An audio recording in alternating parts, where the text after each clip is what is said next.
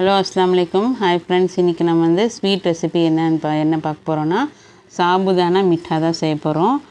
பிரியாணி செஞ்சோம் இல்லையா, அதுக்கு வந்து இது சைட் டிஷ் மிட்டா செஞ்சுருக்கோம் சாபுதானாவில். அதுக்கு என்னென்ன தேவையான பொருட்கள்னு பார்த்துக்கலாங்களா.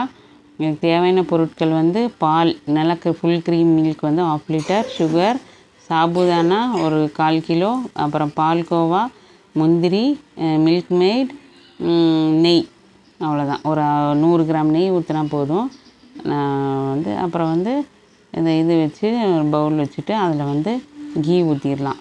கீ ஊற்றிட்டு அதுலேயே முந்திரி இதெல்லாம் போட்டு நல்லா கோல்டன் ப்ரௌன் ஆகிற மாதிரி நல்லா வறுத்துட்டு, இது எடுத்து வைக்க தேவையில்லை, அப்படியே போட்டுடலாம். ஏன்னா வெந்த ஜவ்வரிசினால் இது ஊறாது இது பாயாசத்தில்.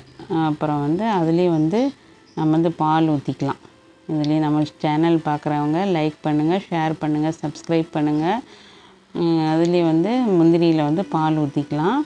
பால் ஊற்றிட்டு அப்புறம் இந்த ஜவ்வரிசி வச்சுருக்கோம் இல்லையா, வேக வச்சுருக்கோம்ல குக்கரில், அதையும் போட்டு பாலும் நல்லா 1/2 லிட்டர் எல்லாம் ஃபுல்லாக ஊற்றிடணும்.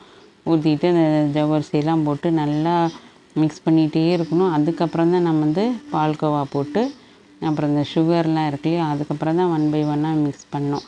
லாஸ்ட்டில் தான் மில்க் மேட்லாம் போடணும். எல்லாம் போட்டுட்டு நல்லா செம்ம க்ரீமியாக இருந்துச்சு. செஞ்சு பாருங்கள் ஃப்ரெண்ட்ஸ்.